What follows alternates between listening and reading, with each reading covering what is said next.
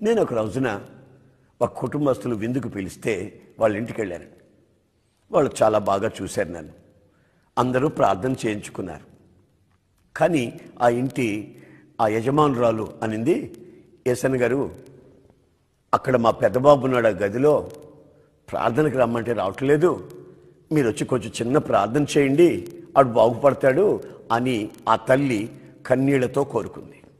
ఏంటమ్మా, నేను ఎక్కడి నుంచో మీ ఇంటికి వస్తే మీ బాబు గదిలో నుంచి బయటికి రాకపోతున్నాను, ఏం చేయమంటారంటే ఒక్కసారి బాబు అని చెప్పి బ్రతిమలాడింది.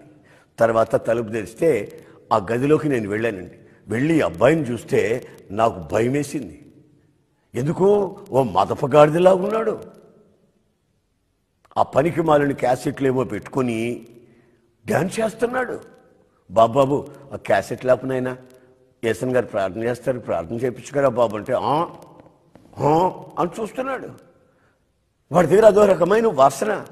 ఆ గదంతానండి అర్ధనగ్నంగా ఉన్నటువంటి క్యాలెండర్లు తగిలించుకున్నాడు దరిద్రుడు. అర్ధనగ్నంగా ఉంటున్నాడు, ఆడు అర్ధనగ్నంగా తగిలించుకున్నాడు. ఆ రికార్డు వేసాడండి. వేసి ఈ నరాల జబ్బోళ్ళు లాగుతారు చూడండి, నరాల జబ్బోళ్ళు అంటారు అని అట్లా అంటున్నాడు. అమ్మ ఏమైందమ్మా వాడికంటే, వాళ్ళ అమ్మ అంటది బ్రేక్ డ్యాన్స్ అండి.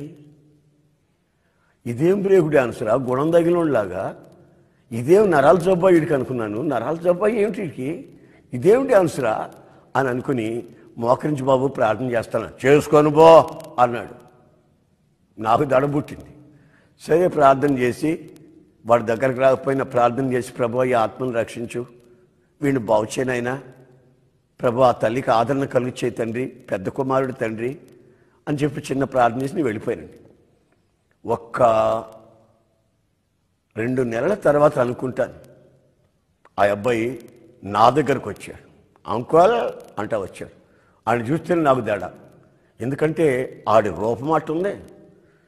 ఏంటి బాబు అన్న, ఏం లేదు, నా గదిలోకి వచ్చి నువ్వు ప్రార్థన చేయాలన్నా. నీ గదికా నేను రావడమా, అది నీ గదే లేకపోతే ఈ బార్బర్ షాపా, ఏమిటి ఆ ఫోటోలు ఏంటి, ఆ క్యాలెండర్లు ఏమిటి, ఆ దరిద్రం ఏమిటంటే, ఇప్పుడు వచ్చి చూడండి అంకులో అన్నాడు. అయినా వాడు సరదాగా మాట్లాడుతున్నాడు నాతో, ఎప్పుడెటు మాట్లాడేవాడు కాదు. ఏం జరిగిందో చూద్దామని వాళ్ళ ఇంటికి వెళితే వాళ్ళ ఇంట్లో ఒక్క క్యాలెండర్, దరిద్రపు క్యాలెండర్ లేదండి. ఆడి గదిలో శుభ్రంగా పనికి మాలిన క్యాసెట్లు ఉన్నాయి కదండి, అప్పుడువి దరిద్రపు క్యాసెట్లు అన్నీ, అవన్నీ తీసుకెళ్ళి కాలంలో వేసి తొక్కినట్టున్నాడు. అక్కడ చిన్న టేప్ రికార్డు పెట్టుకొని, అక్కడ పాటలు, దేవుని పుస్తకాలు పెట్టుకొని, బైబిల్ పెట్టుకొని ఆడంటాడు, క్యాసెట్ పాట వేస్తాడు. ఏం పాటరా బాబు అన్న, అవి కాదు యేసుప్రభు పాటలు అన్నాడు. యేసుప్రభు పాటలు వేసి దాంతో కలిసి వాడు పాట పాడుతున్నాడు. ఆనందయాత్ర ఇది ఆత్మీయ యాత్ర, యేసుతో నూతన యెరూషలేము యాత్ర. ఈ పాట పాడుతున్నాడు. ఆడు కూడా కలిసి క్యాసెట్ పెట్టి, అయ్య బాబోయ్ దేవుడిని దర్శించినట్టున్నాడు, వీడితో కలిసినట్టున్నాడు, వీడికి మామూలు మనసు వచ్చింది, వీడికి వచ్చింది, వీడి గదికి వచ్చింది. చూడండి, యేసు ప్రభు చక్కగా జక్కయ్య ఇంట్లోకి వెళ్ళినప్పుడు ఆ మాటే అంటున్నాడు, జక్కయ్య నేడు నీ ఇంటికి రక్షణ వచ్చింది. ఆ పనికి మాలినవన్నీ ఇంట్లో లేవు, అన్నీ తీసి విసిరి కొట్టాడు. ఇప్పుడు పరిశుద్ధ గ్రంథం, ఆ దేవుడి పాటలు, మోకరించి ప్రార్థన చేయడం, దేవుని వాక్యాలన్నీ కనిపించాడండి. 4-5 చక్కటి దేవుని వాగ్దానాలు కనిపించుకున్నాడు. ఆ గదికే వచ్చింది రక్షణ, ఆడికే వచ్చింది రక్షణ. నా ప్రియమైన సహోదరులారా, నువ్వు మారితే నీ గదికి రక్షణ, నువ్వు మారితే నీ ఇంటికి రక్షణ, నువ్వు మారితే నీ పిల్లలకి రక్షణ, నువ్వు మారితే నువ్వు పని చేస్తున్న దగ్గర కూడా ఓ గొప్ప ప్రొటెక్షన్, కాపుదల, రక్షణ, దేవుని కాపుదల. పనిచేస్తున్న చోట ప్రతి ఒక్కరికి నిన్ను బట్టి అందరినీ ఆశీర్వించే దేవుడు కోరుకుంటున్నాడు. గనుక నీ జీవితంలో నీ ఇల్లు ఆశీర్వదించబడాలనుకుంటే, నీ కుటుంబం బాగుపడాలనుకుంటే, నీ ఇంట్లో ఉన్న అపవిత్రత తొలగిపోవాలనుకుంటే, నీ ఇంట్లో ఉన్న అపవిత్రమైన శక్తులు దూరం కావాలనుకుంటే నువ్వు ముందు మారాలి. నీ ఇంట్లో అపవిత్రత పెట్టుకొని, దేవా నన్ను ఆశీర్వదించు, ప్రభువా నన్ను ఆశీర్వదించని దేవుళ్ళ చుట్టూ తిరిగితే ప్రయోజనం ఏమీ ఉండదు.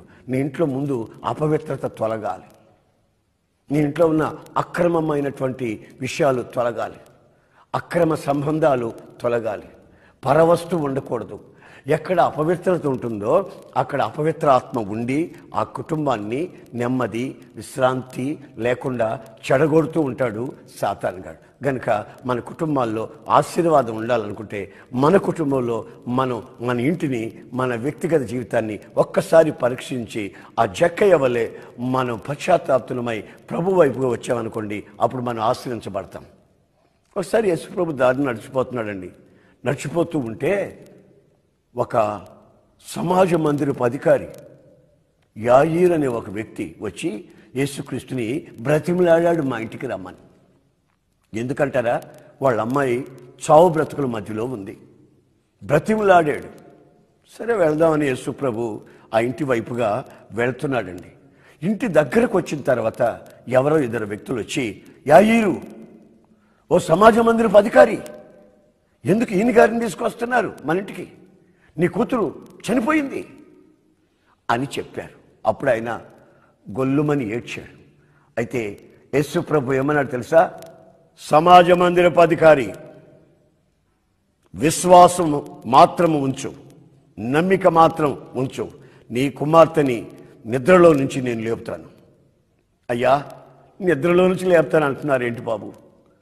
నా కుమార్తె చనిపోయిందని కదా వాళ్ళు అంటున్నారు, నిద్రలో నుంచి లేపుతానంటారు ఏమిటయ్యా అంటే, సమాజ మందిరపు అధికారి, నీ కుమార్తెని నేను లేపుతాను, నమ్మిక మాత్రం ఉంచు అన్నాడు. అప్పుడు ఆ ఇంట్లో ఏడ్చే వాళ్ళందరూ ఉన్నారు. వాళ్ళందరినీ బయటికి తీసుకొని వచ్చి యేసుక్రీస్తు ఆయన శిష్యులు లోపలికి వెళ్ళారండి. ఆ చిన్నదాన్ని, ఆ చనిపోయిన ఆ చిన్నదాన్ని చేతిని పట్టుకుని, చిన్నదానా లే పైకిలే అని ఒక్క మాట అన్నాడండి. ఆ చిన్నది లేచి కూర్చుంది. అక్కడ ఉన్న వాళ్ళందరూ ఆశ్చర్యపడిపోతున్నారు. ఈ అమ్మాయి చనిపోయి 3 గంటలు అయిపోయింది, ఈ అమ్మాయిని నిద్రపోతుంది అన్నాడు ఈయన. మనమేమో నవ్వుకున్నాం. నిద్రలోంచి లేపినట్లు లేపేశాడు ఈ అమ్మాయిని అని లేపాడు.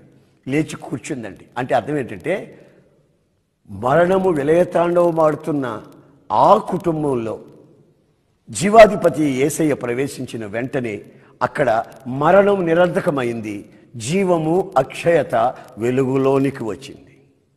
ఈ విషయాన్ని వింటున్న నా ప్రియమైన సహోదరులారా, మీ కుటుంబాలు ఆశీర్వదించబడాలని, మీ కుటుంబాల్లో ఉన్న కన్నీరికి కారణం ఏంటో, మరణానికి కారణం ఏంటో, అపవిత్రతకు కారణం ఏంటో, మూలుగులకు కారణం ఏంటో, దరిద్రతకు కారణం ఏంటో, ఈ దరిద్రత అంతట్లో నుంచి మీరు విడిపించబడాలనుకుంటే ఒకటి మాత్రం నిజం, యేసయ్య మీ ఇంటికి రావాలి.